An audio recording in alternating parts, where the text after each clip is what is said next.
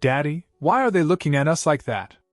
7-year-old Maya Thompson's question cut through the bustling noise of Chicago O'Hare International Airport like a knife. Her father, Dr. James Thompson, felt his chest tighten as he followed his daughter's gaze to the 3 security officers watching their family with unmistakable intensity. He'd hoped, prayed really, that this trip would be different. That maybe, just this once, they could travel like everyone else. No extra scrutiny. No suspicious glares. No questions that other families never had to answer. But hope, James had learned, was a luxury that came with privilege they didn't have. Within minutes, those 3 officers became 6. The Thompson family, James, his wife Dr. Sarah Thompson, their 7-year-old daughter Maya, and 5-year-old son Marcus, found themselves surrounded in the middle of Terminal 3. Around them, hundreds of travelers slowed their pace, phones emerging from pockets like weapons drawn at high noon. "Sir, ma'am, we need you to step over here." Sarah's hand instinctively found James's arm, her grip tight enough to leave marks. They'd talked about this scenario. Prepared for it.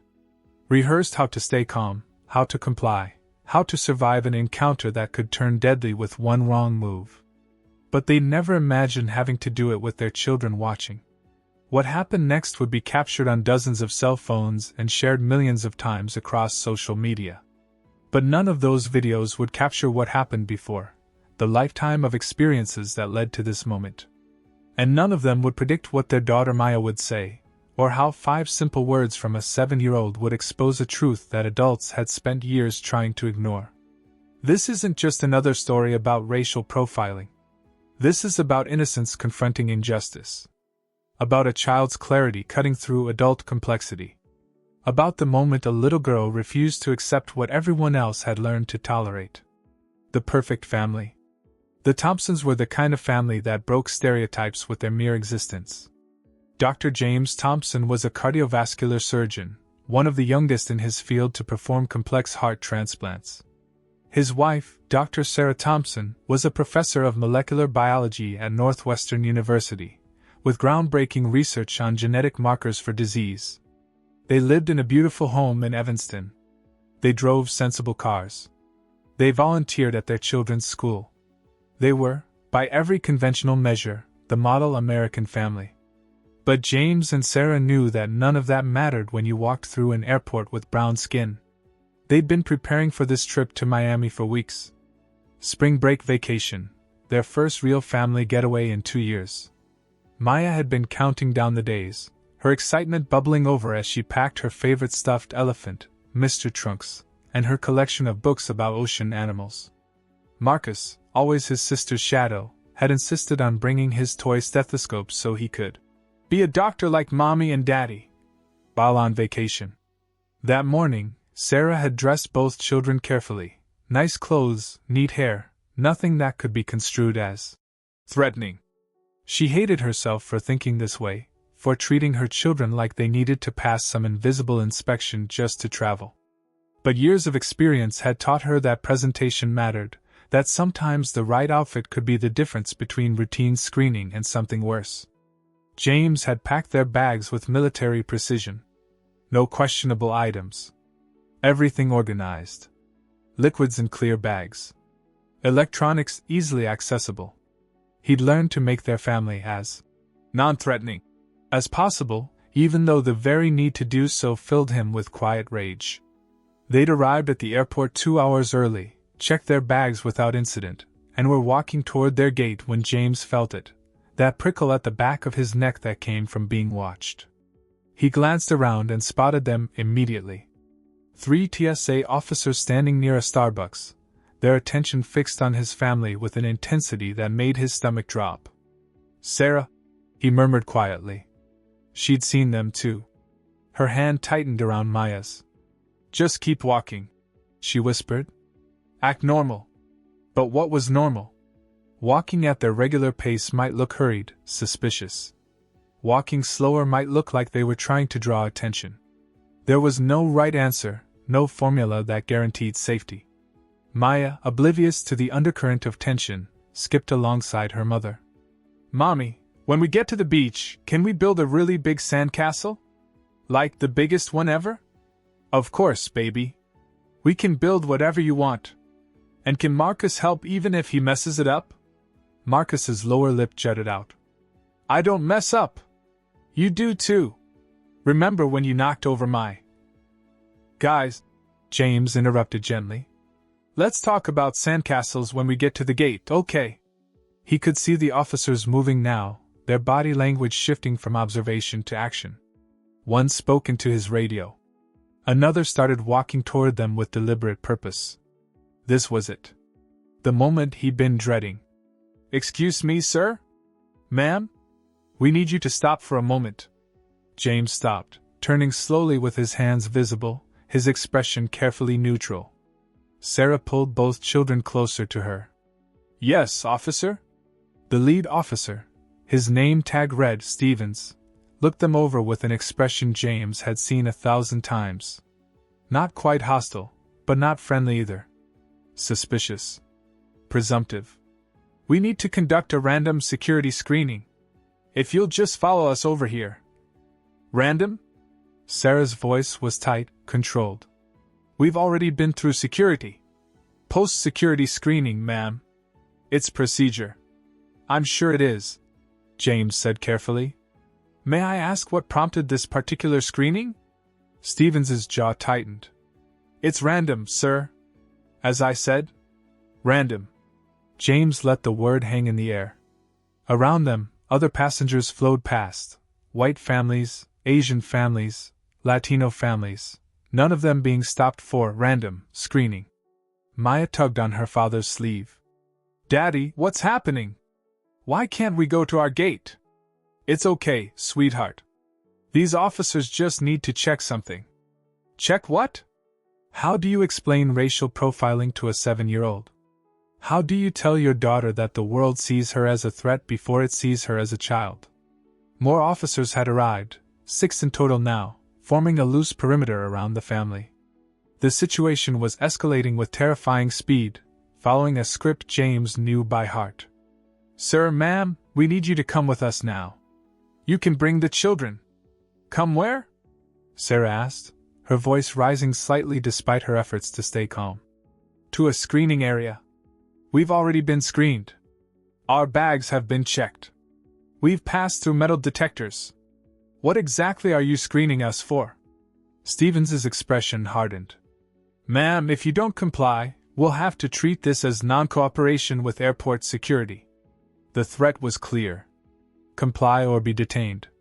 Submit to unjust treatment, or become criminals in your children's eyes. James felt Sarah's fear through her touch, saw it in the way she held their children closer. Maya's face had shifted from confusion to concern, her 7-year-old mind beginning to understand that something was very wrong. Okay, James said quietly.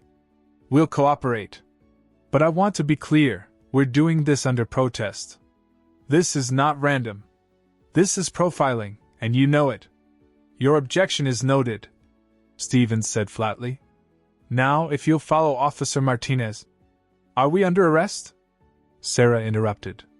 No, ma'am. Then we have the right to decline the screening and continue to our gate. The standoff intensified. More people were stopping now, drawn by the commotion. Phones appeared. That familiar feeling of being on display, of becoming a public spectacle, washed over James like a wave. Marcus started to cry. Mommy, I'm scared. Sarah knelt down, her voice shaking as she tried to comfort him. It's okay, baby. Everything's okay. But it wasn't okay, and they all knew it. Maya stood very still, watching the officers with those sharp, observant eyes that had always been too knowing for her age. James could see her mind working, processing, trying to understand the adult world she'd been thrust into. Sir, final warning. We'll come, James said, defeat heavy in his voice. Just give us a moment with our children. Stevens nodded curtly. James knelt down next to Sarah, gathering both children close. Listen to me, he said softly. Everything is going to be fine. These officers want to check our bags, that's all. We're going to go with them, answer their questions, and then we're going to get on our plane and go to the beach. Okay? But why? Maya asked. We didn't do anything wrong. The question pierced James's heart. I know, sweetheart. I know. Then why are they being mean to us? Mean.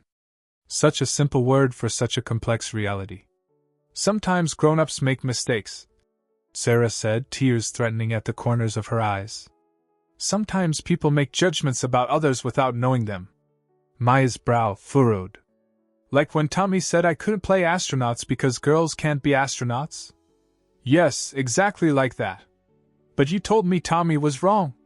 That I could be anything I wanted. That's right. Maya looked at the officers, then back at her parents. Something was crystallizing in her young mind, some understanding forming that would shape her forever. They were led to a small screening room away from the main terminal, the kind of room James had hoped his children would never see. Fluorescent lights. Metal table. Plastic chairs. The American flag on the wall, a cruel irony. 2 female officers began searching through their bags with mechanical efficiency. Every item was removed, examined, questioned. What's this? One officer held up Marcus's toy stethoscope. It's a toy, Sarah said tiredly.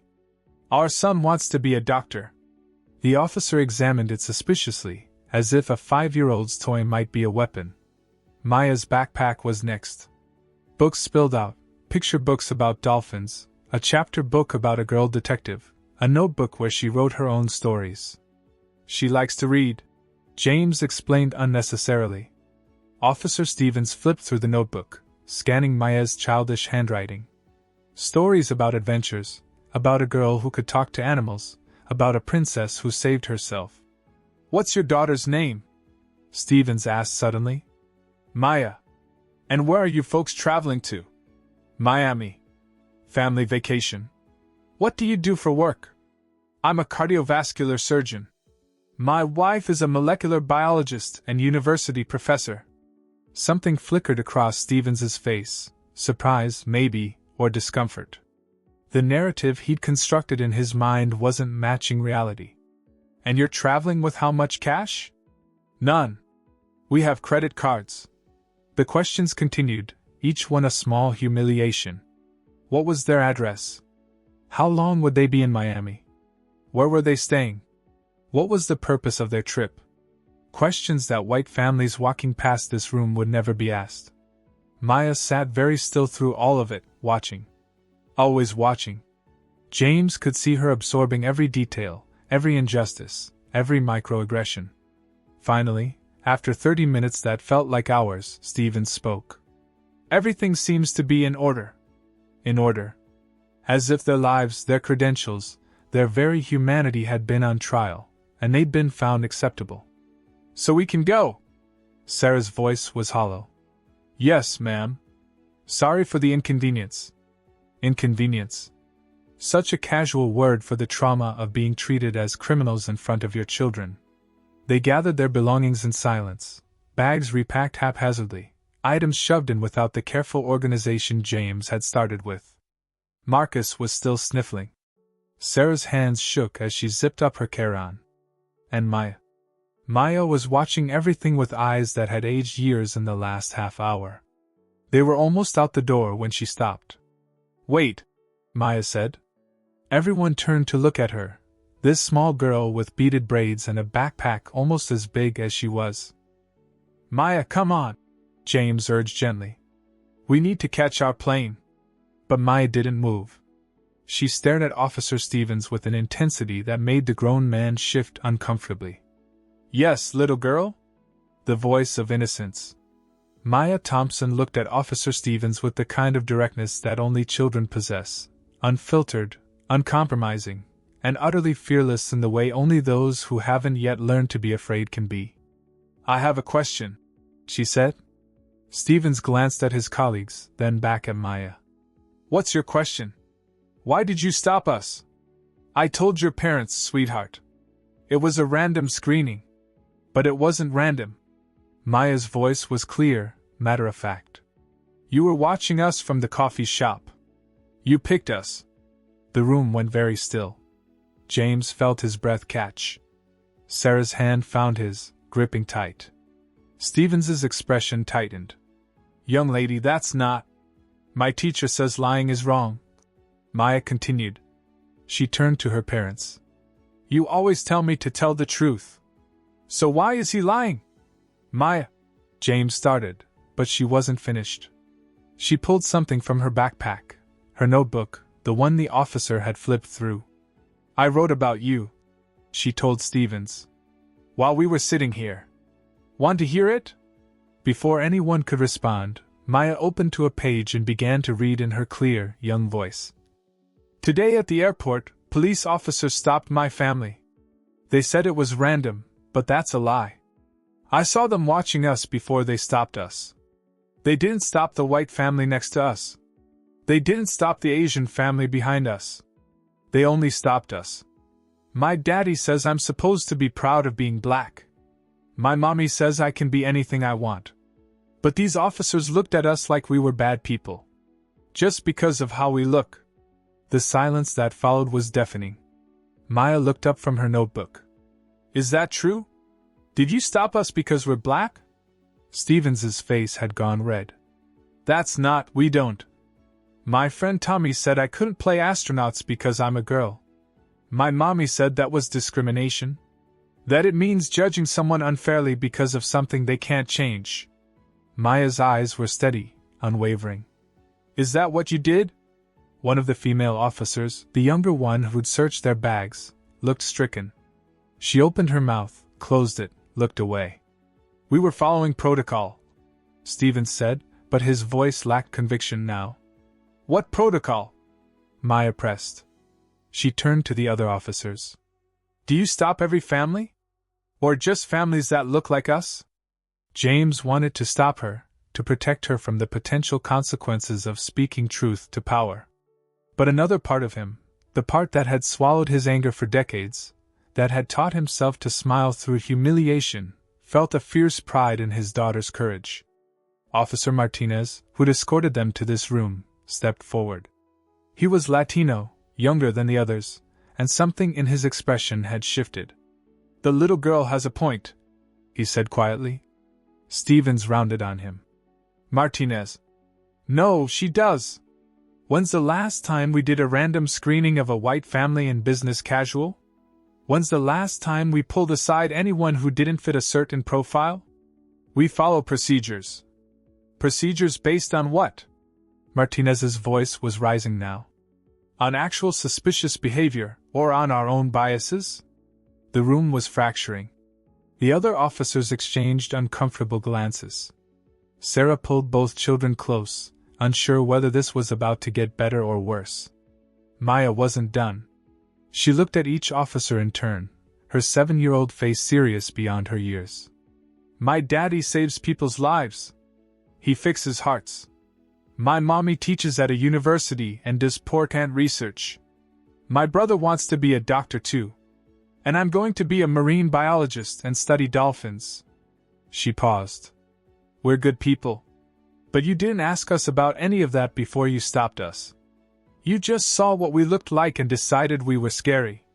We didn't. Stevens tried again, but Maya spoke over him. Yes, you did. And it's not fair. It's not fair that we have to prove we're good people when other families don't. It's not fair that my parents were scared. It's not fair that my brother is crying. Her voice cracked slightly. Why do you get to treat us like this? The question hung in the air, simple, devastating, unanswerable. Stevens looked at James, perhaps seeking rescue from this child's relentless truth-telling. But James just stared back, his expression a mix of heartbreak and vindication. Sir, Stevens said finally, I apologize if... Don't apologize to me, James interrupted, his voice rough with emotion. Apologize to my daughter. Apologize to my son. They're the ones who just learned that being American comes with conditions for people who look like them. Stevens turned to Maya. I'm sorry if we frightened you. You're not sorry you stopped us, Maya observed. Just sorry it made me scared. That's not the same thing. From the mouths of babes, James thought.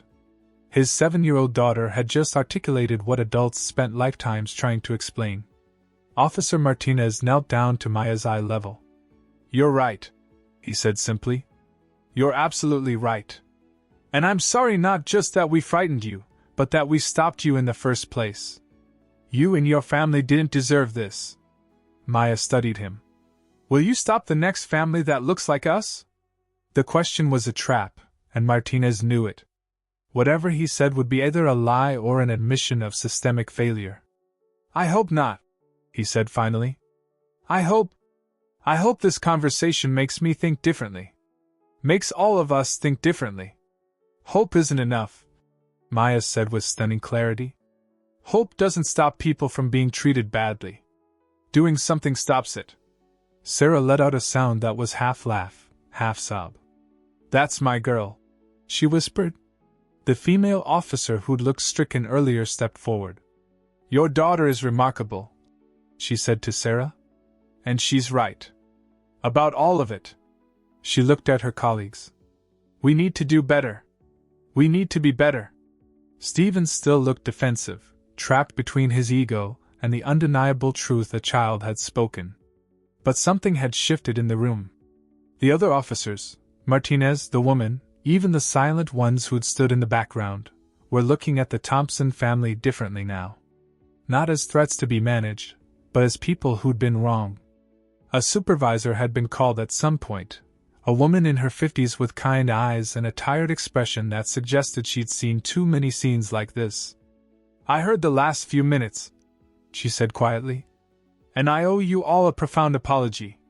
This stop was inappropriate. The treatment you received was unacceptable. And your daughter," she smiled sadly at Maya, "has taught us something important today." "What's that?" Maya asked. "That sometimes it takes the clarity of a child to see what adults have learned to ignore or justify. Racial profiling is wrong. It's wrong when it's systemic, and it's wrong when it's individual. It's wrong in policy and in practice. And it ends here, at least as far as I have power to end it." She turned to her officers. "Every single stop we've made today will be reviewed. Every random screening will be examined for bias. And we will implement new training, new protocols, new oversight. Because if a 7-year-old can see the problem, we have no excuse for being blind to it." James felt tears burning behind his eyes. Not tears of relief. They still had to catch their flight, still had to navigate a world that saw them as other, but tears of pride in his daughter, who had spoken truth when adults had learned to swallow it. "Can we go now?" Maya asked. "We have a plane to catch." "Of course," the supervisor said. "And please," she handed James a card, "contact me directly if there are any other issues. Any at all. I want to ensure you get to your gate and on your plane without further incident." They gathered their things once more. As they filed out, Maya paused at the door and looked back at Stevens. "I forgive you," she said simply. "But forgiveness doesn't mean what you did was okay. It just means I'm not going to carry around anger about it. My daddy says anger is heavy. I don't want to be heavy." And with that, she skipped out of the room, her backpack bouncing, Mr. Trunks peeking out of the side pocket. The walk to their gate was surreal. James felt like they were moving through water, everything slightly unreal. Sarah kept touching the children, as if to reassure herself they were all still together, still whole. Maya, remarkably, seemed fine. She chattered about their vacation, about the beach, about whether dolphins would swim close to shore. But later, when they were finally seated on the plane, flight delayed by 40 minutes thanks to their random screening, Maya grew quiet. "Daddy?" she whispered. "Yes, baby? Will it happen again? Will people stop us again?" James wanted to lie. Wanted to tell her that this was a one-time thing, an aberration, that the world was fair and just and good. But he promised himself he would never lie to his children about the world they lived in. "Maybe," he said softly. "Probably. That's not fair." "No, it's not." Maya was quiet for a long moment. "Then I guess I'll have to keep speaking up. Someone has to." James pulled his daughter close, his heart breaking and swelling all at once. She was 7 years old. She should be worried about homework and playmates, and whether her stuffed elephant would get lost on vacation. Instead, she was already learning to be a warrior for justice. "You know what I'm proud of," Sarah said, leaning across the aisle. "You weren't afraid. You spoke your truth, clearly and calmly. You didn't let them make you small. You and Daddy taught me that," Maya said. "You said we should always stand up for what's right, even when it's hard. We did. And you listened better than we could have hoped." As the plane took off, James looked at his family, his brilliant wife, his brave daughter, his tender-hearted son, and felt the weight of responsibility settle over him like a mantle. He would protect them. But he wouldn't protect them by teaching them to be small, to be quiet, to accept injustice. He would protect them by teaching them to be like Maya, clear-eyed, courageous, uncompromising in their demand for dignity. The flight attendant came by with drinks. Marcus had fallen asleep, exhausted from crying. Maya was reading one of her dolphin books, seemingly at peace. But James knew that something fundamental had changed in his daughter today. She'd lost some innocence, gained some painful knowledge about the world. But she'd also gained her voice. And God help anyone who tried to silence it. Maya Thompson's words in that airport screening room were captured on the body cameras of the officers present. Within a week, the footage was leaked and went viral. Her simple, devastating question, "Why do you get to treat us like this?" became a rallying cry. The airport implemented sweeping changes. Mandatory implicit bias training. Statistical tracking of all security stops by demographics. A civilian oversight board.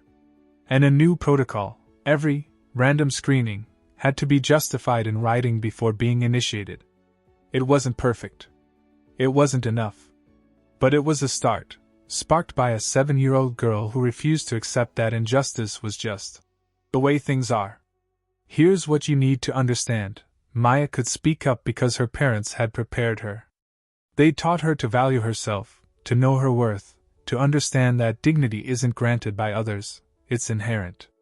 If you're a parent, especially a parent of children of color, you're facing an impossible task. You have to prepare your children for a world that will judge them unfairly while also teaching them not to internalize that judgment. You have to make them strong without making them hard. You have to teach them to survive without teaching them to submit. If you're not a parent of color, your task is different but equally important. Believe the stories you hear. Don't dismiss experiences of racial profiling as exaggerations or one-off incidents. Use your privilege to speak up when you witness injustice. And if you work in security, law enforcement, or any position of authority, listen to the Maya Thompsons of the world. They see clearly what you've been trained to ignore. Share this story.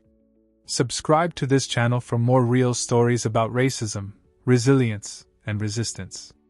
Hit the notification bell. And most importantly, comment below, what would you have done in this situation? What will you do the next time you witness something like this? Be like Maya. Speak up. The world is waiting for your voice.